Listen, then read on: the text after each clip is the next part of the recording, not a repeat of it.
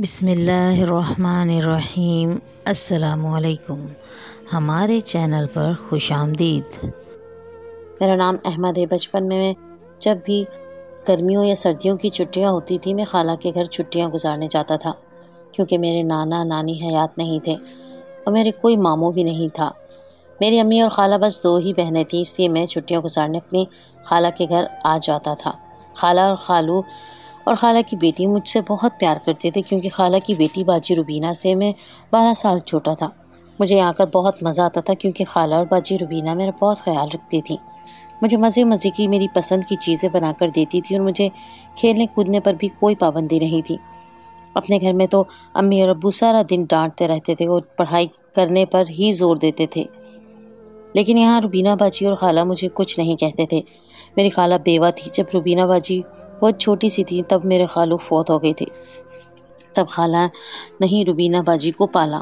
روبینہ باجی ایک سلائی سینٹر میں کام کرتی تھی اور وہاں سے ملنے والے پیسوں سے خالہ کا گھر چلتا تھا۔ کچھ میرے امی ابو مدد کر دیتے تھے اور کچھ گاؤں کے بڑے لوگوں کی امداد وغیرہ کر دیتے تھے۔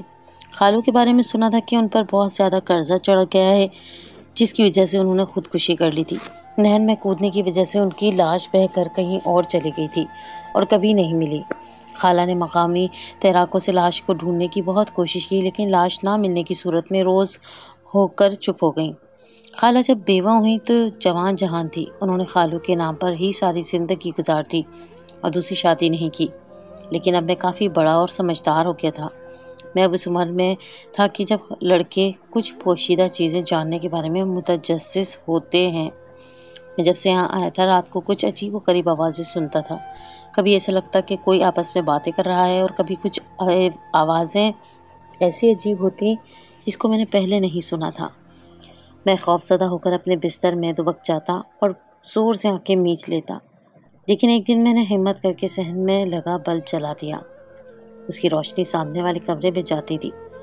جیسے ہی اس کی روشنی سامنے والے کمرے تک پہنچی، میں یہ دیکھ کر حیران رہ گیا کہ میری خالہ کسی غیر مرد کے ساتھ نیم برہنہ حالت میں موجود تھی۔ مجھے اپنی خالہ کی حالت دیکھ کر بہت شوق لگا، کیونکہ ان کا جو میرا رشتہ تھا وہ بہت پاکیزہ اور مقدس تھا۔ میں سوچ بھی نہیں سکتا تھا کہ میری ماں جیسی خالہ بد کردار نکلیں گی۔ ہاں، میں مانتا ہوں کہ وہ بہت چھوٹی عمر میں بیوہ ہو گئی تھی اور انہوں نے بڑی مشکل سے وقت گزارا ہوگا، لیکن جب اتنا وقت گزار لیا تو اب بھی وہ خود کو سنبھال لیتی، لیکن انہوں نے اپنے منہ زور جذبوں کے آگے ہار مان لی اور اپنے آپ کو ایک غیر مرد کے حوالے کر دیا۔ میں سوچ بھی نہیں سکتا تھا کہ خالہ میرے اور باجی روبینہ کی موجودگی میں بھی یہ سب کریں گی۔ یہ سب دیکھ کر میرے رونگٹے کھڑے ہو گئے تھے۔ مجھے دیکھتے ہی ان کے چہرے کا رنگ بھی بدل گیا اور انہوں نے فوراً ہی اپنے وجود کو چادر میں چھپایا تھا۔ مجھے سمجھ نہیں آ رہا تھا کہ میری جوان جہان خالہ کو یہ کیا ہو گیا ہے جو وہ اس قدر بے حیائی پر اتر آئی ہیں۔ ان کے انداز تو مجھے پہلے ہی مشکوک معلوم ہوتے تھے، لیکن آج جو کچھ میں نے دیکھا اسے دیکھ کر مجھے یقین ہو گیا کہ میری خالہ کا کردار ٹھیک نہیں ہے۔ آدھی رات کو ایک بیوہ عورت کیسے اپنے ہی کمرے میں ایک مرد کے ساتھ؟ میرے لیے تو یہ سوچنا ہی ممکن نہیں تھا۔ سارا دن جو عورت گاؤں میں گھونگھٹ ڈال کر نکلا کرتی تھی، آدھی رات کو وہ اپنے ہی کمرے میں نیم برہنہ حالت میں چارپائی پر کیوں لیٹی ہوئی تھی؟ یہ سوچ کر ہی مجھے شرم آ رہی تھی کہ شوہر کے مرنے کے بعد خالہ سے اپنی جوانی سنبھالی نہیں گئی تھی۔ جوان بیٹی کے ہوتے ہوئے بھی وہ خیرت ہی ساری حدود پھلانگ گئی تھی۔ میری خالہ بھری جوانی میں بیوہ ہو گئی تھی۔ ان کی گود میں بیوی کے وقت روبینہ باجی ہی تھی۔ میری خالہ شادی ہو کر گاؤں آئی تھی، لیکن بیوگی کے بعد بھی انہوں نے گاؤں کی زمین نہیں چھوڑی تھی۔ کئی دفعہ میری اماں نے انہیں شہر آنے کے لیے کہا تھا، لیکن خالہ کو تو گاؤں سے ہی محبت ہو گئی تھی، اور اس محبت کی وجہ مجھے آج تک سمجھ نہیں آئی تھی۔ انہیں محبت گاؤں سے نہیں بلکہ گاؤں والے سے تھی، اور میں جان گیا تھا کہ اس کے بغیر خالہ کے لیے رات گزارنا ممکن ہی نہیں۔ میری خالہ صرف میری پیدائش کے وقت شہر آئی تھی، کیونکہ میری پیدائش سے کچھ مہینے پہلے ہی اماں کی طبیعت بہت زیادہ خراب ہو گئی تھی، اور خالہ کچھ مہینے شہر رہ کر میری پیدائش کے بعد ہی گاؤں واپس آئی تھی۔ اسی لیے خالہ کو میرے سب بہن بھائیوں سے زیادہ مجھ سے محبت تھی۔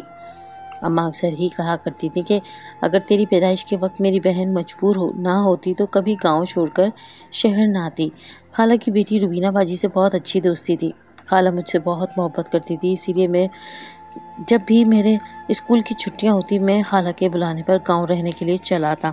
مجھے شہر سے زیادہ گاؤں پسند تھا، کیونکہ یہاں مجھے کھیل کود سے کوئی نہیں روکتا تھا۔ سارا دن میں گاؤں کی گلیوں میں بچوں کے ساتھ کھیلتا اور شام کو تھکا ہارا گھر لوٹتا اور سو جاتا۔ لیکن جب سے مجھے سمجھ آنے لگی تھی، مجھے اپنی ہی خالہ کچھ عجیب سی لگنے لگی تھی۔ اکثر وہ مجھے اپنی گود میں بٹھا کر اس قدر پیار کرتی کہ میں پریشان سا ہو جاتا۔ وہ مجھے کس کر پکڑے رکھتی اور میرے لاگ چھڑوانے پر بھی نہ چھوڑتی۔ اب میں پہلے کی طرح بچہ نہیں رہا تھا، بلکہ میرے اندر بھی احساسات جنم لینے لگے تھے، اور مجھے خالہ کا یوں زبردستی میرے قریب آنا کچھ اچھا نہیں لگتا تھا۔ خالہ کی اس عادت سے مجھے چڑھانے لگی تھی، لیکن خالہ کبھی کبھی ہی کرتی تھی جب ارد گرد کوئی نہیں ہوتا تھا۔ اسی لیے میں کوشش کرتا کہ ایسے وقت خالہ کے قریب ہی نہ جاؤں۔ جب روبینہ باجی گھر میں موجود نہ ہو، میں بھی ساری دوپہر گاؤں میں ہی کھیلتا تھا۔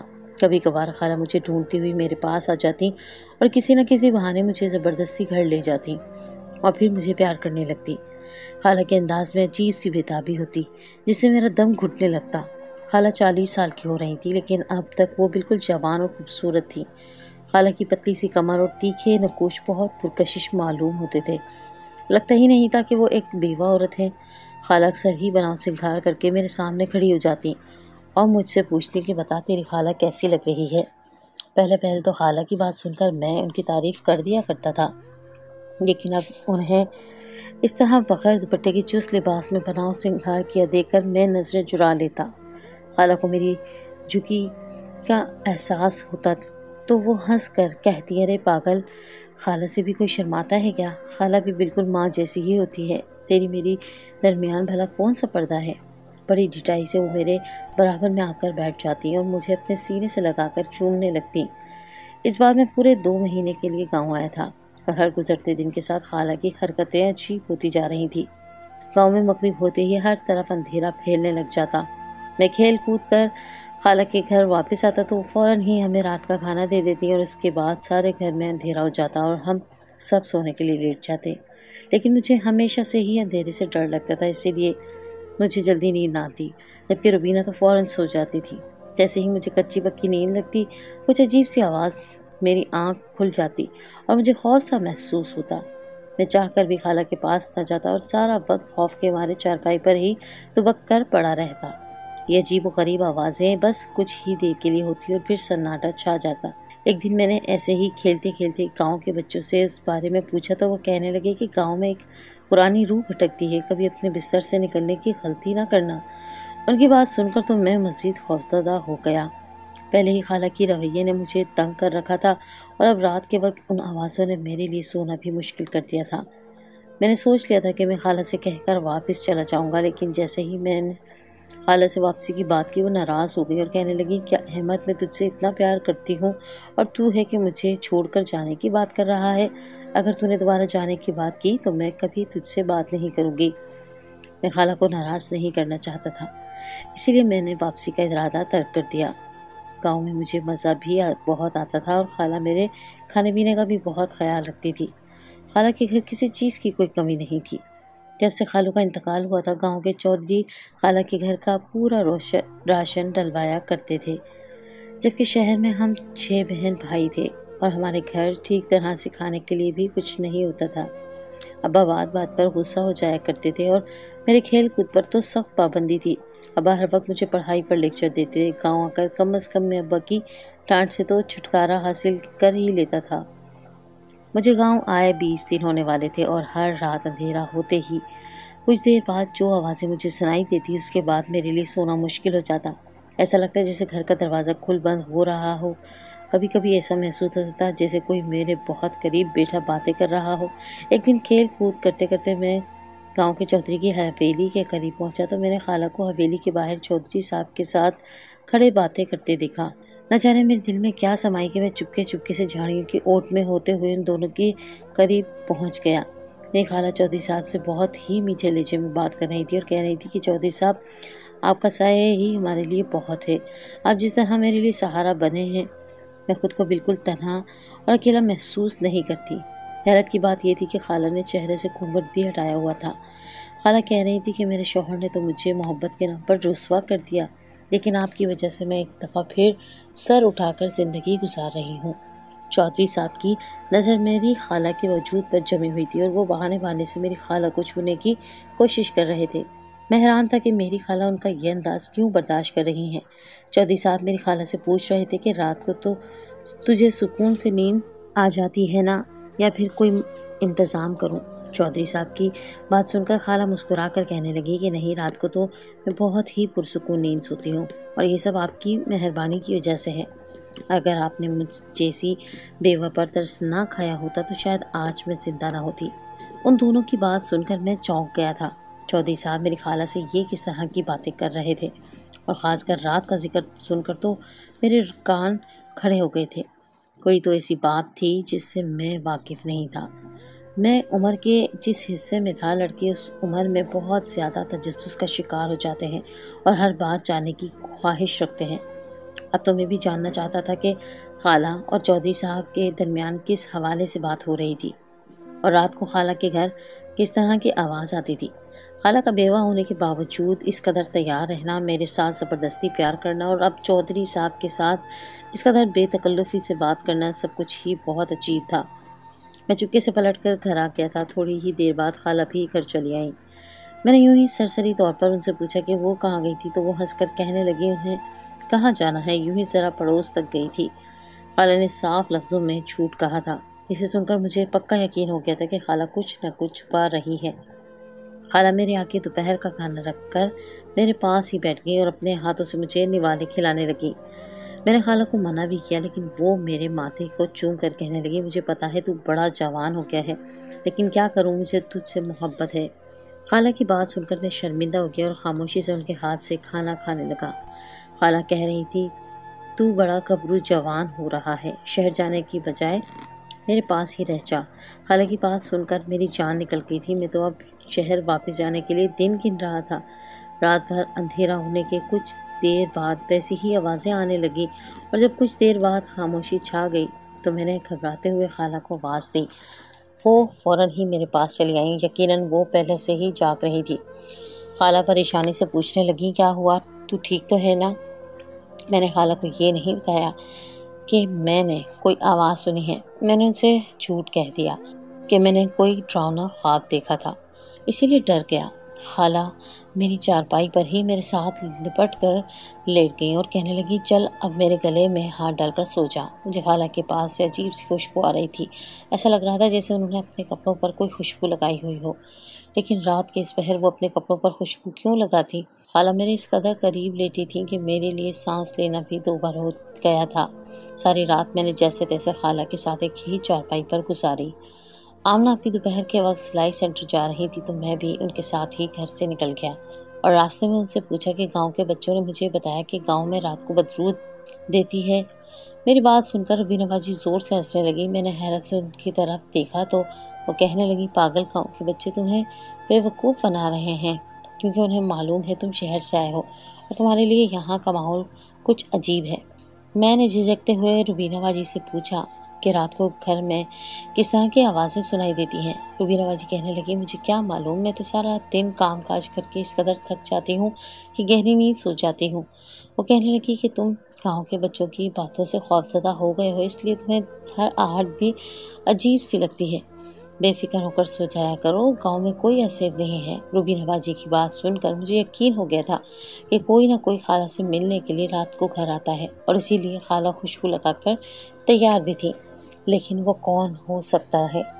इस सवाल ने मुझे परेशान कर दिया था और फिर अचानक ही मेरे दिमाग में चौधरी साहब का ख्याल आया तो मेरे कदमों तले ज़मीन निकल गई। क्या मेरी खाला रात को चौधरी साहब के साथ? ये कैसे मुमकिन था? मैंने पक्का इरादा कर लिया था कि रात में हिम्मत करके खाला का सच जान कर रहूँगा। रात को खाना खाकर सब लोग अपने कमरों में अपनी चारपाइयों पर सोने के लिए लेट गए। थोड़ी ही देर गुजरी थी कि मुझे फिर से आवाज़ें सुनाई देने लगीं।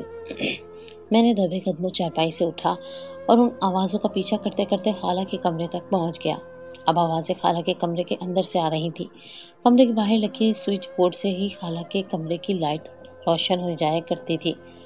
मैंने फ़ौरन ही हाथ मारकर स्विच ऑन कर दिया। कमरे के अंदर के मनाजिर ने मेरी जान निकाल दी थी। मैं सोच भी नहीं सकता था कि आधी रात को मेरी खाला इस हालत में अपने कमरे में मौजूद होंगी। مجھے دیکھتے ہی خالہ نے اپنے اوپر چادر ڈالی اور گھبراتے ہوئے کہنے لگی، تو یہاں کیا کر رہا ہے؟ ابھی تک سویا نہیں؟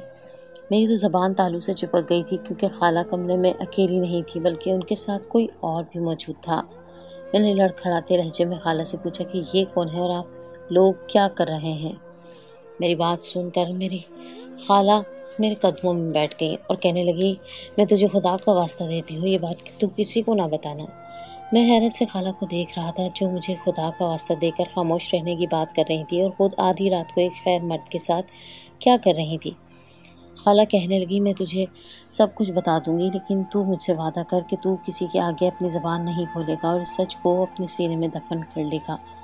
خالہ نے میرا ہاتھ کھینچ کر مجھے کمرے میں کیا اور کمرے کا دروازہ بند کر دیا۔ وہ شخص بھی اندر ہی موجود تھا جس کے ساتھ خالہ بستر میں تھی، اور اس کے بعد جو کچھ خالہ نے مجھے بتایا اس پر یقین کرنا میرے لیے ناممکن تھا۔ خالہ کہہ رہی تھی کہ میں ان کا بھانجا نہیں بلکہ ان کا سگا بیٹا ہوں، اسی لیے وہ مجھ سے بہت محبت کرتی ہیں اور مجھے بار بار گاؤں بلاتی ہیں، لیکن دنیا والے اس بات سے بے خبر ہیں کہ میں ان کا بیٹا ہوں۔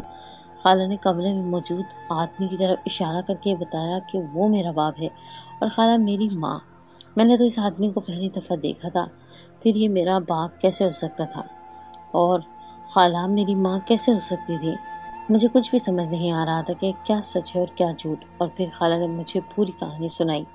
خالہ نے بتایا کہ انہوں نے اپنی پسند سے شادی کی تھی اور پھر وہ رخصت ہو کر خالو کے ساتھ ان کے آبائی گھر گاؤں آ گئی تھی۔ خالہ اور خالو ایک ساتھ بہت خوش تھے، خدا نے انہیں بیٹے اور بیٹی سے نوازا تھا، لیکن ان کی زندگی میں کوئی پریشانی نہیں تھی۔ پھر چودھری صاحب کی بری نظر ان کے رشتے کو کھا گئی۔ چودھری صاحب نے خالو کے ساتھ مل کر کوئی کاروبار شروع کیا اور جان بوجھ کر خالو کو پوری طرح ڈبو دیا۔ نہ صرف خالو کا سرمایہ ڈوب گیا تھا بلکہ وہ چودھری صاحب کے قرضدار بھی ہو گئے تھے۔ گاؤں کے کچھ اور لوگوں سے بھی خالو نے گھر کا خرچ چلانے کے لیے قرضہ لیا اور پھر وہ اسے چکانے کے لیے بھی قابل نہ رہے۔ چودھری صاحب کی نظر خالو کی زمینوں پر تھی، اسے انہوں نے بہت آسانی سے قرضے کی وصولی کے نام پر ہتھیا لیا تھا، لیکن اس کے باوجود بھی نہ ہی چودھری صاحب کا سارا قرض اتر چکا تھا اور نہ ہی گاؤں والا کا۔ ہر کوئی دروازے پر کھڑا ہو کر پیسوں کا تقاضا کرنے لگا اور خالو کے ساتھ ساتھ خالہ اور بیٹی روبینہ باجی بھی لوگوں کے اتاب کا شکار ہونے لگیں۔ خالو کے پاس بیچنے کے لیے کچھ بھی نہیں تھا، لیکن لوگ ان کا پیچھا چھوڑنے کو تیار نہیں تھے۔ تنگ آ کر خالو نے نہر میں کود کر خودکشی کر لی۔ جب لوگوں کو پتہ چلا کہ خالو زندہ نہیں رہے تو سب ہی لوگ خاموش ہو گئے اور پھر کسی نے اپنے پیسوں کا تقاضا نہیں کیا، بلکہ چودھری صاحب تو خالہ اور بچوں کا بھی خیال رکھنے لگے۔ ان کی نظر خالہ کے لیے ٹھیک نہیں تھی، لیکن اب وہ پیسوں کا تقاضا نہیں کرتے تھے اور یہی بات خالہ کے لیے بہت تھی، لیکن قدرت کو کچھ اور ہی منظور تھا۔ خالو کے انتقال کے پورے 2 ہفتے بعد ایک رات اچانک ہی خالو گھر آ گئے۔ دراصل انہوں نے نہر میں کود کر جان دینے کی کوشش تو کی تھی، لیکن خدا جانے ان کی زندگی بھی مزید رکھی تھی اور انہیں اگلے گاؤں والوں نے بچا لیا تھا۔ اور جب وہ پوری طرح ٹھیک ہو گئی تو رات کے اندھیرے میں گھر لوٹ آئے۔ خالہ نے جب خالو کو بتایا کہ لوگ اب پیسوں کا تقاضا نہیں کرتے اور چودھری صاحب نے بھی مالی طور پر مدد کرنی شروع کر دی ہے، تو خالو کو یہی بہتر لگا کہ لوگوں کو ان کی موجودگی کے بارے میں کچھ نہ بتایا جائے۔ اسی طرح خالو کچھ دیر خالہ کے ساتھ گزار کر واپس لوٹ گئے اور خالہ نے روبینہ باجی کو بھی اس بات کا علم نہ ہو سکا کہ ان کا باپ زندہ ہے۔ خالو کو ڈر تھا کہ کہیں روبینہ باجی یہ بات کسی کے آگے بیان نہ کر دیں، اسی لیے خالہ نے روبینہ باجی کو یہ بات نہ بتائی۔ خالو اکثر ہی راتوں کو سب سے چھپ کر گاؤں آتے اور خالہ سے ملاقات کر کے چلے جاتے تھے۔ انہیں لگا تھا کہ یہ بات کبھی کسی کو پتہ نہیں چل سکے گی، لیکن قسمت میں کچھ اور ہی لکھا تھا۔ اب پورے 4 سال بعد اچانک ہی خالہ حاملہ ہو گئی تھی، اور جب خالہ کو اس بارے میں پتہ چلا تو ان کے ہوش اڑ گئے، کیونکہ گاؤں والے یہی جانتے تھے کہ میری خالہ ایک بیوہ عورت ہے۔ ایسے میں اگر کسی کو خالہ کے حاملہ ہونے کی خبر ملتی تو گاؤں والے خالہ کو بدکردار ٹھہرا کر انہیں گاؤں سے نکال دیتے۔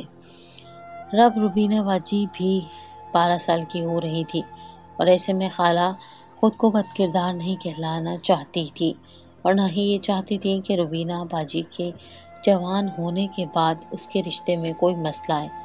اس لیے 3-4 مہینے گاؤں میں گزارنے کے بعد میری خالہ اماں کی بیماری کا بہانہ کر کے شہر چلی گئیں اور سارا وقت وہیں گزار کر میری پیدائش کے بعد مجھے میری ماں یعنی اپنی بہن کی گود میں ڈال کر واپس آ گئیں۔ وہ حالات سے مجبور تھی، لیکن ان کی ممتا انہیں چین نہیں لینے دیتی تھی، اس لیے وہ بہانے سے مجھے گاؤں بلواتی اور جب موقع ملتا مجھے بے تحاشا پیار کرنے لگتی۔ خالہ کہہ رہی تھی کہ میں ان کا چھوٹا اور لاڈلا بیٹا ہوں، لیکن یہ بات آج تک وہ کبھی کھل کر کہہ نہیں سکی۔ آج بھی خالو گاؤں والوں اور چودھری صاحب کے قرضدار ہیں، اور اگر یہ بات چودھری صاحب کو پتہ چلی کہ خالو زندہ ہے تو وہ ایک دفعہ پھر ہمارا جینا دوبھر کر دیں گے۔ وہ شخص جو کمرے میں موجود تھا وہ خالہ کا شوہر یعنی میرا باپ تھا، اور یہ بات میرے لیے کسی قیامت سے کم نہ تھی کہ آج تک میں اپنے اصلی ماں باپ سے ہی انجان رہا تھا، کیونکہ خالہ کہہ رہی تھی کہ گاؤں کے چودھری صاحب اکثر ہی انہیں راستے میں مل جاتے ہیں اور عجیب طرح کے سوالات کرتے ہیں، لیکن خالہ کو مجبور انہیں برداشت کرنا پڑتا ہے۔ میری آنکھوں میں آنسو آ رہے تھے۔ خالہ مجھے سینے سے لگائے بے تحاشا پیار کرتی رہی تھی۔ میں نے خالہ سے پوچھا کہ آخر کب تک آپ کی ایسی زندگی گزارے گی؟ خالہ روتے ہوئے کہنے لگی کہ وہ خود بھی نہیں جانتی۔ روشنی ہونے سے پہلے ہی خالو واپس لوٹ گئے تھے اور آنے والا سورج پوری طرح روشن ہو گیا تھا۔ میں جو اپنی خالہ کو کردار سمجھ رہا تھا، وہ بیچاری تو حالات کی ماری تھی، جو دنیا کے آگے کھل کر یہ بھی نہیں کہہ سکتی تھی کہ میں ان کا جائز بیٹا ہوں۔ 2 مہینے کی چھٹیاں میں نے خالہ کے ساتھ بہت ہی محبت سے گزاری، کیونکہ اب میں جان گیا تھا کہ وہ سمجھداری مجھ پر کیوں اس قدر ٹوٹ کر محبت نچھاور کرتی ہیں۔ خالہ بھی تنہائی میں مجھے ایسے ہی محبت کرتی، اور اب مجھے ان سے چڑ نہیں آتی تھی بلکہ خوشی کا احساس ہوتا تھا۔ حالانکہ خالہ کہہ رہی تھی کہ ٹھیک وقت آنے پر وہ روبینہ باجی کو بھی اس حقیقت کے بارے میں بتا دیں گی کہ وہ یتیم نہیں ہے بلکہ ان کا باپ زندہ ہے۔ میرے لیے رشتوں کے مطلب بدل کر رہ گئے تھے۔ میری خالہ نہیں بلکہ سگی ماں بن گئی تھی، اور میری خالہ نے مجھے ایک سگی ماں بن کر پالا تھا۔ میں آج بھی سوچتا ہوں کہ ہم کیسے لوگوں کے درمیان رہتے ہیں جو مرے ہوئے انسانوں کے ساتھ تو ہمدردی رکھتے ہیں لیکن زندہ انسانوں کو جینے نہیں دیتے۔